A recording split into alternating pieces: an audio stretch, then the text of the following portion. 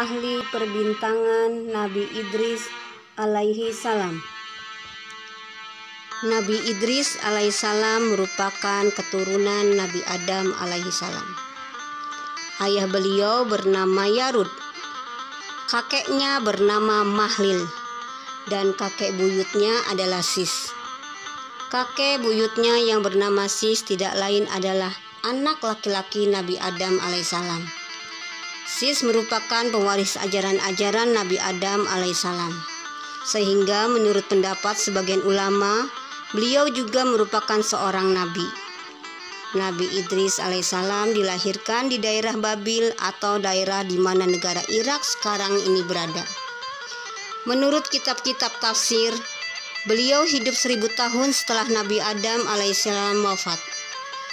Nama asli beliau sebenarnya adalah Akhluk, yang di lidah orang Eropa disebut dengan Enoh. Sedang nama Idris adalah nama panggilan merujuk kepandaian beliau dalam membaca, mempelajari, dan mencatat wahyu dari Allah Subhanahu wa Ta'ala. Nabi Idris alaihissalam mempelajari berbagai ilmu pengetahuan, cara berperilaku yang baik, dan cara menyembah Allah Subhanahu wa Ta'ala dari catatan dan ajaran-ajaran Nabi Adam alaihissalam. Dari sanalah beliau belajar mengenai kebajikan, bertutur kata dengan sopan, bersedekah, menolong orang, juga melaksanakan sholat kepada Allah Subhanahu wa Ta'ala. Tentu saja, sholat yang dilakukan Nabi Idris alaihissalam tidak sama dengan apa yang dilakukan oleh orang Muslim.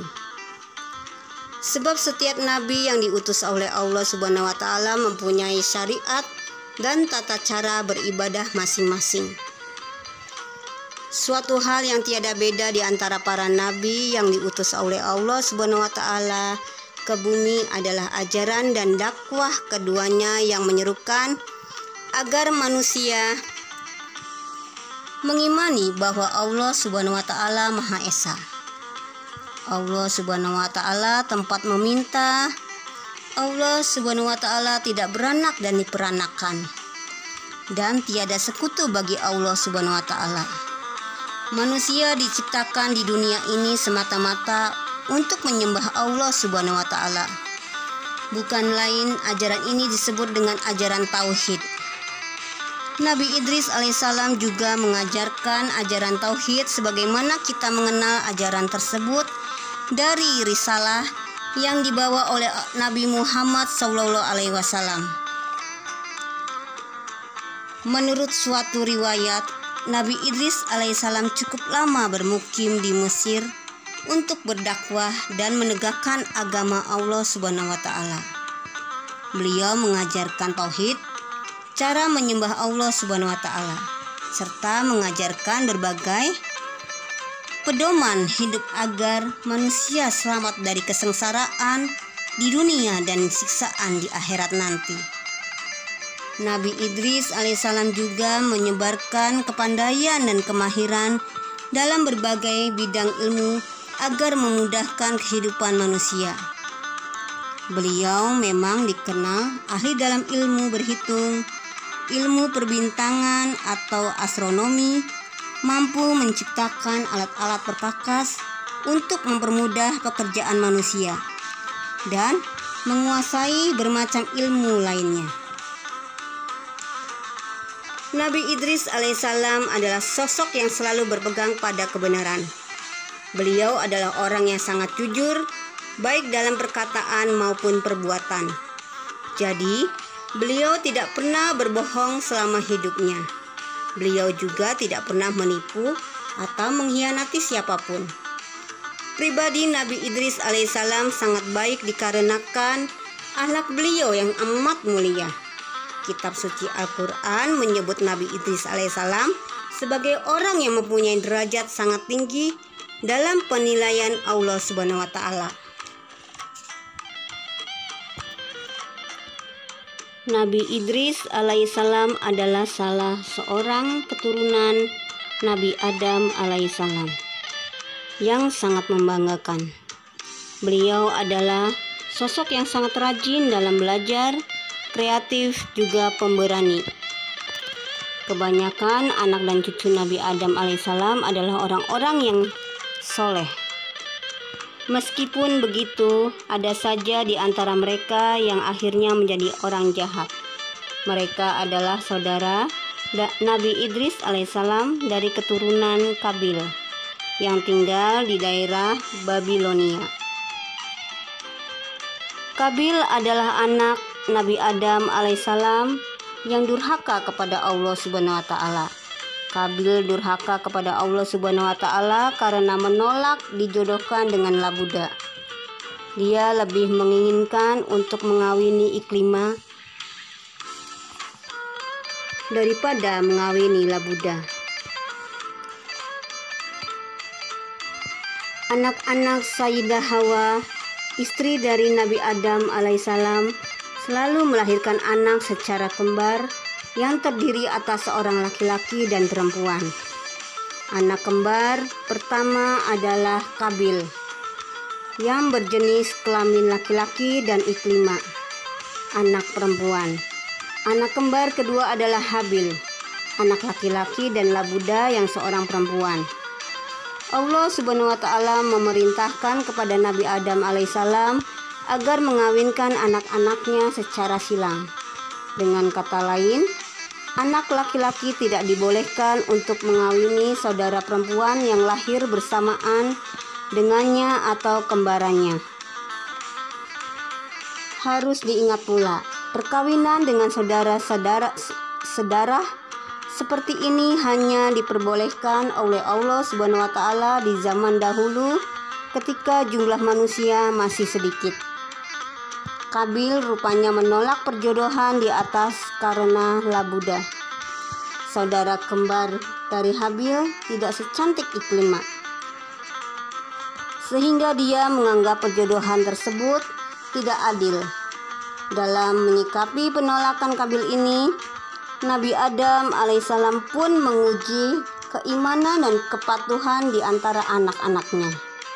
Siapa saja yang lulus ujian, maka diperbolehkan untuk mengawini siapa saja yang disukainya. Kabil dan Habil diminta untuk mempersembahkan kurban dari harta benda mereka yang paling berharga. Sayangnya, Kabil tidak mampu melewati ujian tersebut. Ia membuat persembahan dari hasil kebun yang buruk. Sedang Habil mengikhlaskan hewan ternak yang terbaik untuk dijadikan hewan kurban. Allah Subhanahu wa taala lebih menerima kurban Habil karena keikhlasannya, sehingga yang dinyatakan lulus ujian adalah Habil, bukan Kabil. Hal itu jelas membuat Kabil tidak dapat mengawini Iklimah.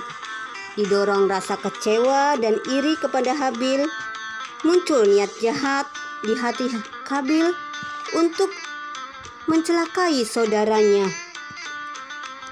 Bahkan Kabil berencana membunuh Habil. Rencana ini akhirnya benar-benar terlaksana, sehingga Habil terbunuh.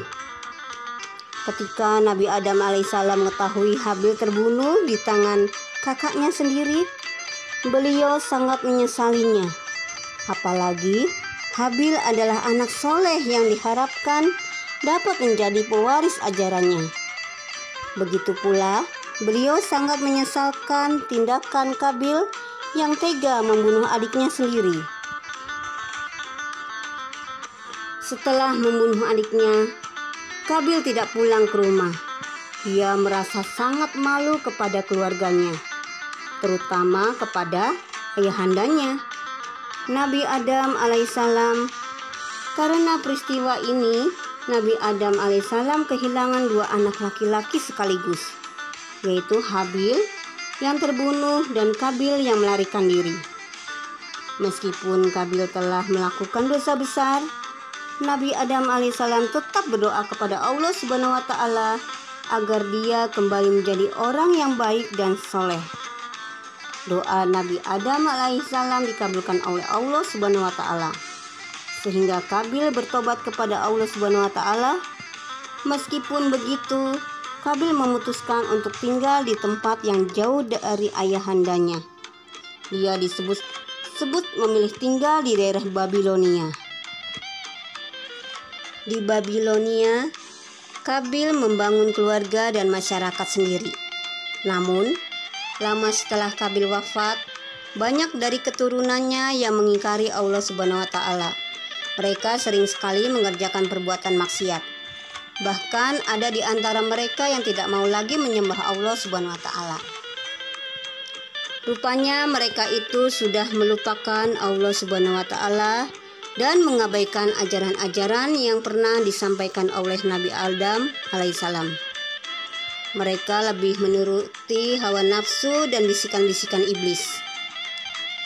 Kedurhakaan orang-orang Babilonia semakin merajalela, sehingga Allah Subhanahu wa Ta'ala menurunkan hukuman yang tidak pernah mereka kira. Mula-mula Allah Subhanahu wa Ta'ala mendatangkan musim kemarau yang panjang kepada mereka, sehingga air sungai menyusut.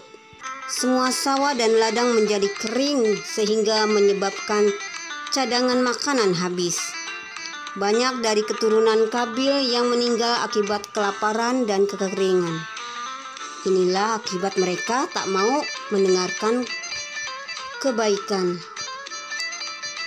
Sehingga Allah Subhanahu wa Ta'ala mengutus Nabi Idris alaihissalam untuk mengingatkan mereka agar kembali ke jalan yang benar.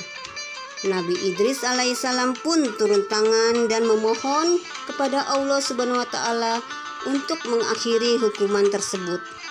Allah Subhanahu wa Ta'ala mengabulkan permohonan itu dan berakhirlah musim kemarau tersebut dengan ditandai turunnya hujan. Nabi Idris alaihissalam membimbing umatnya dengan kelembutan. Beliau mengajak umatnya untuk mengerjakan sholat, puasa, dan bersedekah. Namun, umatnya tidak mau mendengar ajakan kebaikan itu. Mereka malah menghina dan mengejek Nabi Idris alaihissalam dengan berkata, "Hidup kami sudah enak, senang, dan serba cukup. Ajaranmu aneh, kami tidak membutuhkannya." Setelah sekian lama Nabi Idris alaihissalam memberi nasihat dan mengajak orang-orang agar meninggalkan maksiat dan beribadah kepada Allah Subhanahu wa Ta'ala, ternyata hanya sedikit dari mereka yang sadar.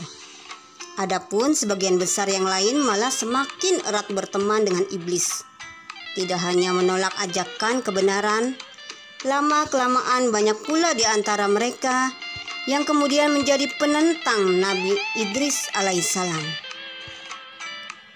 Selama berdakwah, Nabi Idris alaihissalam tetap sabar membimbing umat meski banyak yang menentang dan memusuhinya. Kesabaran Nabi Idris alaihissalam dalam berdakwah membuahkan hasil ketika ada sebagian orang yang mau mendengar dan mengikuti ajaran beliau. Namun, karena lama-kelamaan yang menentang Nabi Idris alaihissalam semakin banyak, Nabi Idris alaihissalam mempunyai rencana lain. Nabi Idris alaihissalam memutuskan untuk hijrah ke tempat lain. Nabi Idris alaihissalam hendak mencari keluarga dan keturunan Nabi Adam alaihissalam lainnya yang masih mau mendengarkan nasihat dan dakwahnya. Bersama sedikit pengikutnya yang beriman kepada Allah Subhanahu wa Ta'ala, Nabi Idris alaihissalam hijrah ke tempat baru dengan menyusuri padang dan hutan, meninggalkan Babilonia. Nabi Idris alaihissalam dan kaumnya dengan sabar melakukan semua itu. Tujuannya tidak lain agar mereka dapat menyelamatkan keimanan dan bisa hidup dengan lebih baik lagi. Meskipun banyak yang mengejek keputusan untuk hijrah tersebut, namun Nabi Idris alaihissalam dan pengikutnya tetap bertekad untuk menemukan tempat yang baru. Nabi Idris alaihissalam dan kaumnya kemudian sampai di daerah pesisir Sungai Nil yang kini merupakan bagian dari negeri Mesir. Nabi Idris alaihissalam dan pengikutnya memulai hidup baru yang lebih sejahtera dan damai. Nabi Idris alaihissalam adalah nabi pertama yang menulis dengan pena atau pulpen. Sebelumnya, tidak ada seorang pun yang menulis menggunakan pena. Tentu saja, Pena yang dimiliki Nabi Idris alaihissalam di zaman dahulu tidak sama seperti pena yang kita kenal sekarang ini. Saat itu Nabi Idris alaihissalam menulis dengan menggunakan pena yang terbuat dari kerikil. Kegiatan utama Nabi Idris alaihissalam adalah menulis, membuat catatan, dan membacanya. Nabi Idris alaihissalam sangat tekun melakukan hal itu. Karena ketekunannya itu, Nabi Idris alaihissalam dikaruniai oleh Allah Subhanahu wa Ta'ala pengetahuan yang luas dan dalam. Lembar-lembar catatan yang berisi ilmu sudah Nabi Idris baca sejak kecil. Nabi Idris alaihissalam diakui oleh banyak ulama dan ahli tafsir sebagai seorang nabi yang memiliki banyak keistimewaan. Nabi Idris konon disandangnya karena beliau mempunyai kepandaian tinggi dalam hal tulis-menulis dan kegemaran mempelajari ilmu apapun. Selain menulis, keistimewaan lain yang dimiliki Nabi Idris alaihissalam adalah menggambar, menjahit, menguasai ilmu perbintangan, astronomi, dan lain sebagainya. Makanya tidak mengherankan jika Nabi Idris alaihissalam dijuluki sebagai Hurmus Al-Harmisah, yang artinya orang yang sangat ahli dalam ilmu perbintangan. Nabi Idris alaihissalam juga dikenal sebagai orang yang cakap dalam ilmu pertukangan. Beliau sangat mampu dan ahli dalam menciptakan alat-alat untuk mempermudah pekerjaan manusia. Pada zamannya Nabi Idris alaihissalam sudah membicarakan mengenai permasalahan hukum dan tata usaha. Beliau rajin memberikan catatan-catatan atas apa yang dibacanya, sehingga ilmunya semakin berkembang. Nabi Idris alaihissalam konon merupakan manusia pertama yang membuat undang-undang untuk mengatur kehidupan masyarakat. Terdapat sekitar 188 undang-undang yang pernah dibuat semasa hidupnya. Undang-undang itu bertujuan agar umat beliau dapat hidup teratur dan menjadi masyarakat yang tertib.